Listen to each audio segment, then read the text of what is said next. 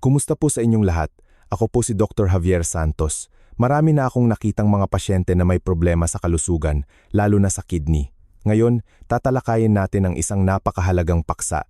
Mga gulay na dapat iwasan ng mga nakatatanda para maprotektahan ang kanilang mga bato, kidney, at maiwasan ang pagtaas ng creatinine. Huwag kalimutang mag-subscribe sa channel na ito at i-click ang notification bell para hindi ninyo mapalampas ang mga kapakipakinabang na video na makakatulong sa inyong pagsubaybay sa kalusugan, pagtulog ng mahimbing, at malusog na pamumuhay araw-araw. Mga ginagalang kong kababayan, sa loob ng mahigit 35 taon ng aking paglilingkod, napagtanto ko na ang kidney ay isang tahimik na organ, ngunit may mahalagang papel sa ating pangkalahatang kalusugan. Araw-araw, kahit walang nakakapansin, ang ating dalawang bato ay patuloy na nagsasala ng dugo, nagtatanggal ng toxins, at pinapanatili ang maayos na paggana ng ating katawan.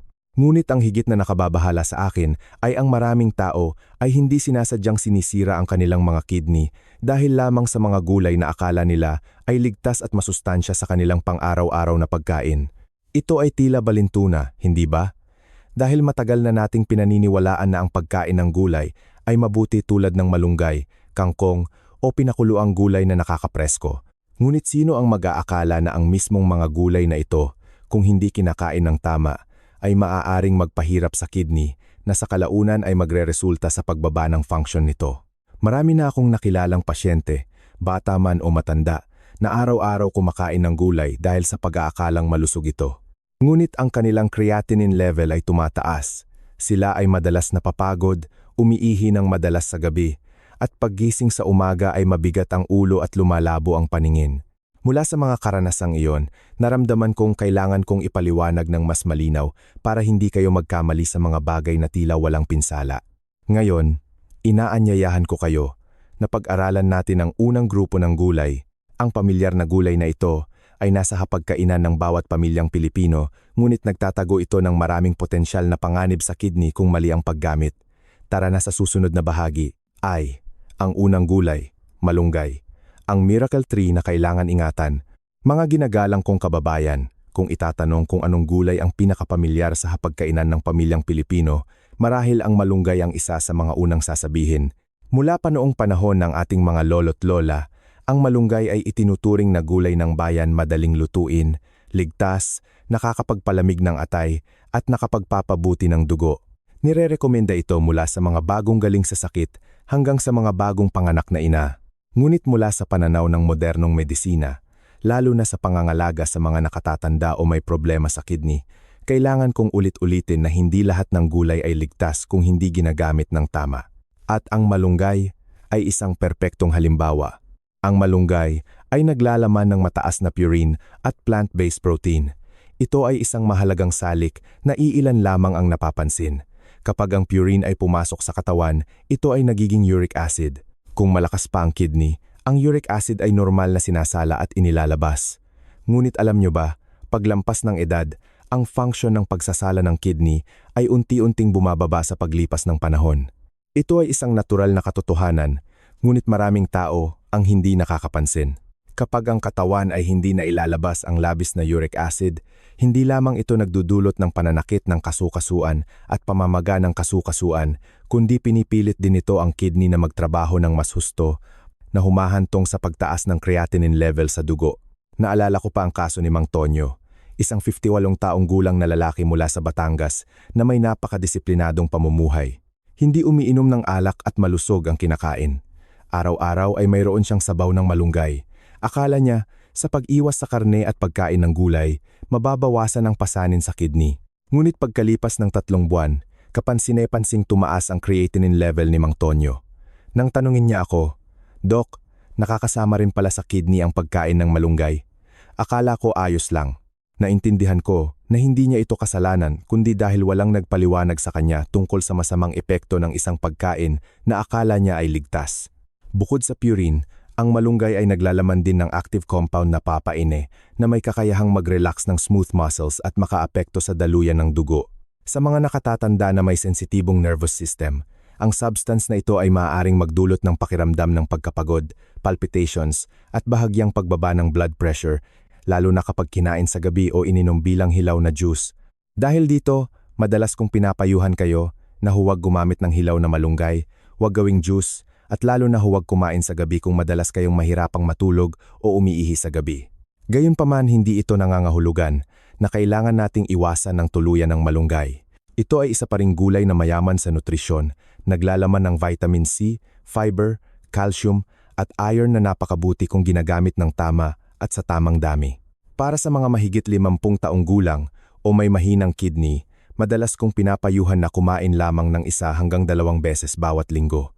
Bawat beses, isang mangkok ng sabaw mga 100,150 ml, lutuin ng sapat. Huwag masyadong luma at huwag kainin ng hilaw. Kaya kung hindi madalas kakain ng malunggay, anong gulay ang dapat piliin upang maging malamig sa atay at magaan sa kidney? Sa susunod na bahagi, inaanyayahan ko kayong pag-aralan ang susunod na grupo ng gulay.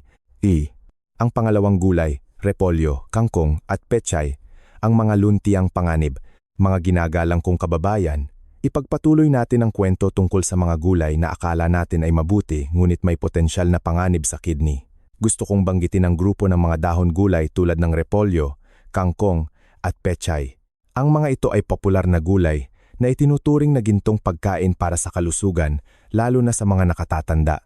Marahil ay narinig nyo na ang sinabi ng iba na kumain ng mga dahon gulay para sa detox, anti-inflammatory, pampalamig, sa atay, at para sa magandang balat. Tama ang mga ito. Ngunit tama lamang kung malakas pa ang katawan, lalo na kung maayos pa ang paggana ng kidney. Ngunit sa aking karanasan, nakilala ko ang hindi kakaunting pasyente na may mahinang kidney na dumating sa akin na may mabagal na tibok ng puso, pamamanhid ng kamay, at matagal na pagkapagod dahil lamang sa pagpapanatili ng isang nakasanayang akala nila ay malusog, ang pag-inom ng gulay smoothie tuwing umaga. Tulad ng kaso ni Aling Nena, 65 taong gulang sa Maynila, na araw-araw nag-e-smoothie na gawa sa repolyo, saging, at yogurt bilang kapalit ng almusal. Sa simula, gumaan ang pakiramdam niya at maganda ang kanyang espiritu. Ngunit pagkalipas lamang ng 2 buwan, nagsimula siyang makaranas ng kakaibang sintomas, mabagal na tibok ng puso, matinding pagkapagod, minsan ay nakahiga siya maghapon. Nang sumailalim sa pagsusuri, umabot sa 6.1 ang kanyang potassium level sa dugo, na lampas sa ligtas na limitasyon para sa mga nakatatanda. Ang dahilan ay ang repolyo, kangkong at pechay ay naglalaman ng napakataas na oxalates at potassium. Kung ang oxalates ay hindi natutunaw, ito ay pagsasamahin ng calcium sa kidney na bumubuo ng mga kristal ang pinagmulan ng bato sa kidney. Kung ang potassium ay labis, madali itong magdulot ng abnormal na tibok ng puso at panghihina ng kalamnan, lalo na sa mga umiinom ng kaunting tubig, may diabetes, o umiinom ng diuretics, isang grupo na ang kidney ay mahina na. Ang pagkain ng hilaw na gulay o gulay smoothie ay mas nagpapabilis sa pag-absorb ng oxalates at potassium, na nagiging sanhi ng pagka-overload ng kidney sa maikling panahon. Kaya paano natin mapakinabangan ang benepisyo ng grupo ng mga dahon gulay nang hindi sinisira ang kidney? Madalas kong itinuturo sa inyo ang ilang simpleng ngunit napakabisang prinsipyo. Blanch saglit. Mabilis na ilubog sa kumukulong tubig ang gulay sa loob ng 1 minuto bago lutuin dahil ang karamihan ng oxalates ay matutunaw sa blanching water. Iwasan ang sabay na pagkain. Iwasang kumain ng mga dahon gulay kasabay ng mga pagkaing mayaman sa potassium tulad ng saging, avocado, orange, lalo na kung pinagsasama. Pumili ng tamang uri. Kung mahina ang kidney, pumili ng mga dahon gulay na mas kaunti ang oxalates tulad ng kangkong na bata, repolyo, kalabasa. Iwasan sa gatas, keso. Huwag kumain ng hilaw na dahon gulay kasama ng gatas o keso dahil ang kombinasyon ng oxalates at calcium ay madaling magdulot ng bato. Hindi masama ang mga dahon gulay ngunit ang maling paraan ng paggamit ang delikado. Dito marahil ay naintindihan na ninyo kung bakit habang tumatanda ay mas kailangan nating pumili ng gulay ng mas maingat. At sa paglalakbay na ito kasama ang malusog na kidney, ang mga dahon gulay ay dapat lamang maging pandagdag, hindi dapat labis na gamitin. Ngayon, inaanyayahan ko kayo na lumipat sa isa pang uri ng gulay na napakapamilyar, napakasimple, ngunit nagtatago ng mas mataas na nilalaman ng oxalates kaysa sa mga dahon gulay o malunggay. Ito ang ampalaya. Isang simpleng gulay ngunit kung hindi gagamitin, nang tama ay madaling mapagod ang kidney sa paglipas ng panahon. Ang pangatlong gulay, ampalaya, ang mapait na katotohanan para sa kidney. Mga ginagalang kong kababayan, Pagkatapos kong ibahagi sa inyo ang tungkol sa malunggay at ang grupo ng mga dahon gulay, ngayon ay gusto kong pag-usapan ang isang gulay na halos lahat ng tahanan ay nakakain na. Ito ang ampalaya. Isang dakot ng ampalaya na tila simple, madaling itanim, madaling lutuin. Lalo na ang pinakuluang ampalaya na nakakapresko sa mainit na panahon ay pinaniniwala ang mabuti para sa atay, nakakatulong sa detox, at nakapagpapababa ng ihi. Ngunit sa katotohanan, sa mga nakatatanda o may panganib sa bato sa kidney, gout, diabetes, ang ampalaya ay hindi gaanong ligtas tulad ng iniisip ng marami. Ang dahilan ay ang ampalaya ay naglalaman ng napakataas na oxalates, mas mataas pa kaysa sa malunggay o repolyo. Ang oxalates ay isang substance na kapag pumasok sa katawan ay pagsasamahin ng calcium upang bumuo ng calcium oxalate crystals, ang pangunahing sangkap na bumubuo ng bato sa kidney. Sa simula, ang mga kristal na ito ay maliliit pa, hindi pa nagdudulot ng pananakit, ngunit kung patuloy na kakain ng ampalaya araw-araw, unti-unti silang magsasama-sama upang maging tunay na bato.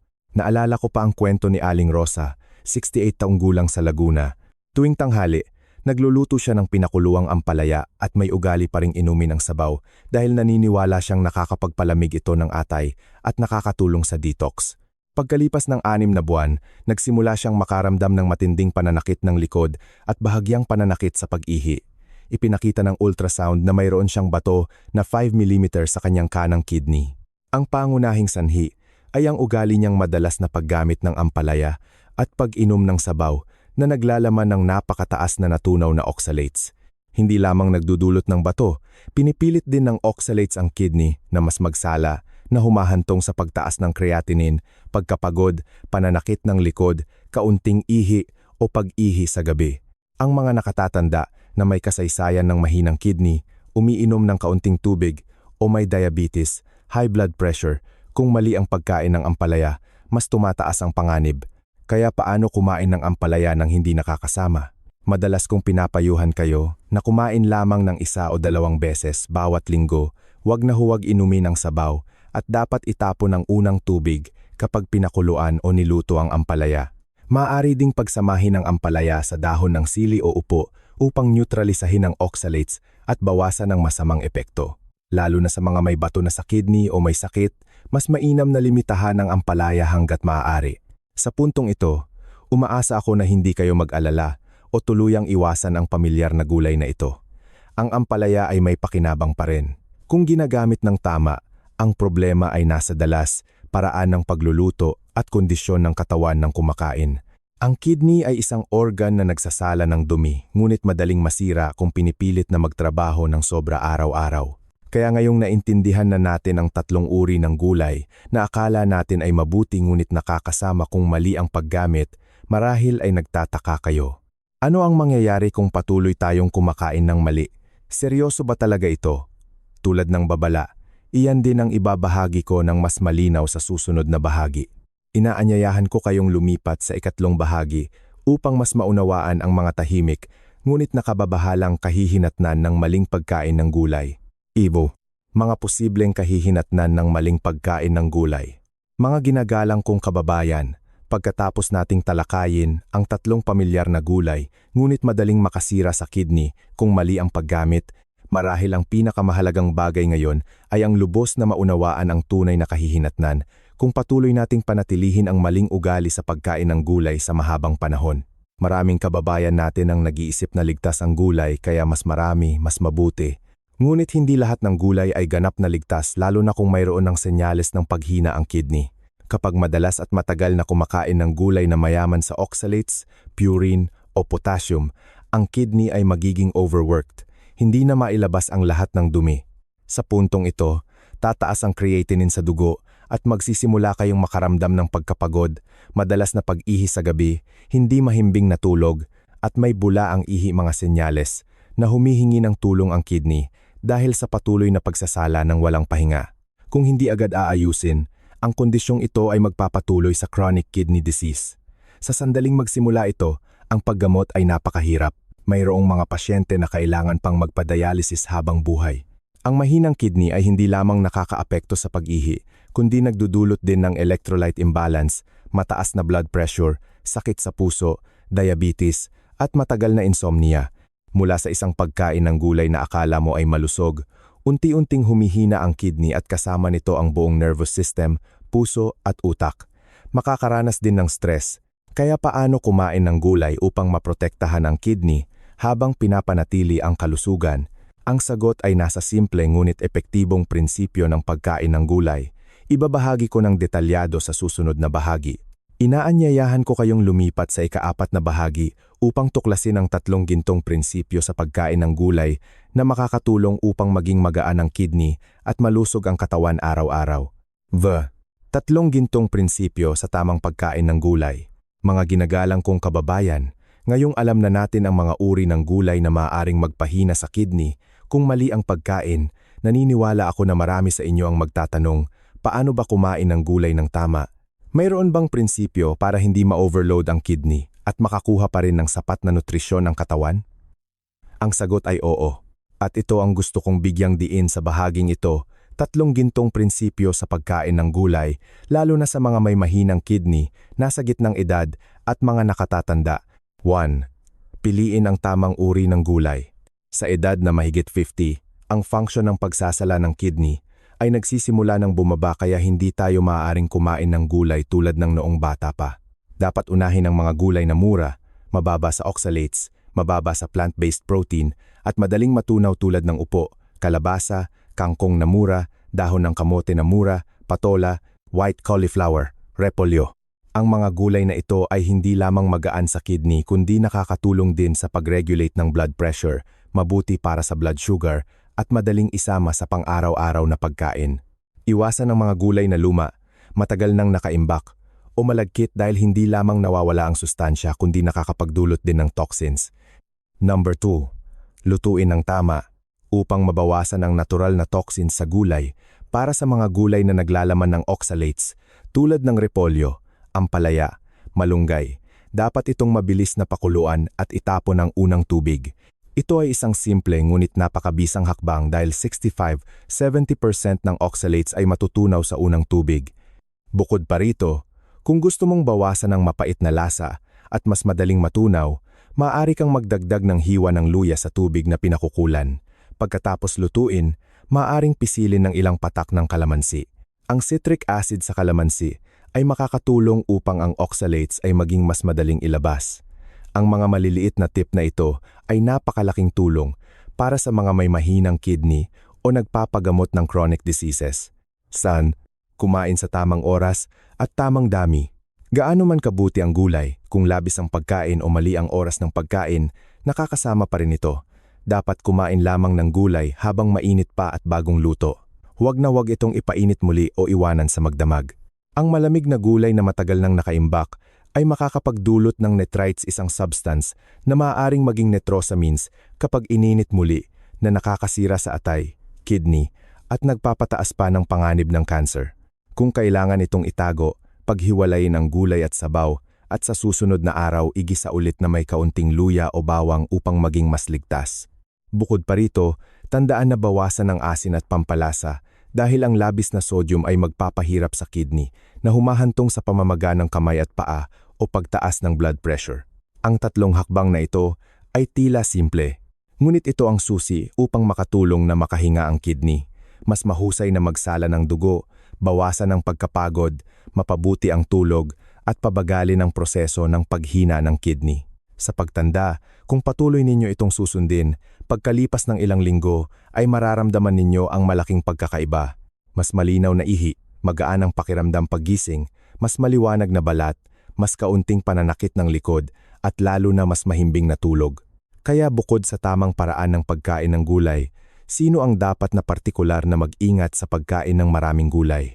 Ang susunod na bahagi ay makakatulong sa inyo na makilala ang mga individual na may mataas na panganib upang agad na mabago ang kanilang dieta, maiwasan ang hindi kinakailangang pinsala sa kidney. Inaanyayahan ko kayong lumipat sa susunod na bahagi. Sino ang dapat mag-ingat sa pagkain ng gulay? Mga ginagalang kong kababayan, marahil sa puntong ito ay marami ang magtatanong, sino ang dapat na partikular na mag-ingat sa pagkain ng gulay araw-araw? Kailangan bang maging maingat sa pagkain ng gulay? Sa totoo lang, Tama ang tanong na ito at mas tama pa kung kayo ay kabilang sa grupo ng edad na mahigit 60 o may sakit na kaugnay sa kidney, diabetes, blood pressure. Ang berdeng gulay ay napakahalaga pa rin. Ngunit kung hindi kinakain ng tama, maaari itong maging isang dobleng talim na espada para sa mga sensitibong individual. Ang unang grupo na kailangan mag-ingat ay ang mga nakatatanda mula 60 pataas. Pagkatapos ng maraming taon ng pagtatrabaho, ang kidney ay parang isang filter machine na luma na, hindi na kasing bilis ng dati. Kapag labis na kumakain ng gulay na naglalaman ng oxalates o potassium, ang kidney ay mapipilitang magsala upang mailabas ang labis na mineral. Ang resulta ay pagkapagod, kaunting ihi, insomnia, matagal na pananakit ng likod. Ang mga senyales na akala ng marami ay dahil sa pagtanda ngunit ang ugat ay nasa kidney. Ang pangalawang grupo ay ang mga may diabetes, isa sa mga pangunahing sanhi ng pinsala sa daluyan ng dugo sa kidney. Sa mga diabetic, ang maling pagkain ng gulay ay mas mapanganib dahil maraming gulay tulad ng repolyo, malunggay, ay naglalaman ng mataas na purine na kapag pumasok sa katawan ay magiging uric acid na nagpapataas ng panganib ng gout at nagpapabilis ng paghina ng kidney na may diabetes. Bukod pa rito, ang gulay na mayaman sa potassium, kung hindi makontrol ng maayos, ay magdudulot ng abnormal na tibok ng puso, labis na pagkapagod, at pagkahilo. Ang pangatlong grupo ay ang mga nagpapagamot ng chronic kidney disease. Ito ay isang partikular na sensitibong grupo dahil kahit kaunting labis na potassium o oxalates ay maaaring magdulot ng electrolyte imbalance, pagtaas ng creatinine o kahit bigla ang paghinto ng puso, isang kondisyon na tinatawag ng medisina na mapanganib na conduction disorder. Sa mga may kidney failure, ang dami ng gulay araw-araw ay dapat lamang limitado sa mga 100,150 gram. Ang gulay dapat pakuluan ng mabilis at itapon ang unang tubig upang maalis ang karamihan ng natural na toxins. At gusto ko ring tandaan ninyo ang isang mahalagang prinsipyo. Huwag lamang mag-concentrate sa pagkain ng isang uri ng gulay kahit na ito ang itinuturing na pinakaligtas. Magpalitan ng iba't ibang uri ng gulay bawat linggo, hindi lamang upang maiwasan ang labis na akumulasyon ng anumang mineral, kundi upang magbigay din ng iba't ibang nutrisyon sa katawan. Isang pag-aaral sa Japan noong 2015 ang nagpakita na ang mga kumakain ng 5 uri ng gulay o higit pa bawat linggo ay may mas mababang panganib na magkaroon ng sakit sa kidney ng 30% kumpara sa mga kumakain lamang ng 1 o 2 uri ng paulit-ulit. Dito marahil ay naintindihan na ninyo na ang kalusugan ng kidney ay hindi nakasalalay sa kung gaano karami ang kinakain, kundi sa kung paano natin pipiliin, niluluto, at ipinamamahagi ng pantay-pantay. Kaya ano ang mga gulay na magaan sa kidney at nakakatulong sa paglilinis ng toxins, pagre-regenerate ng cells ng kidney? Ito ang ibabahagi ko sa susunod na bahagi.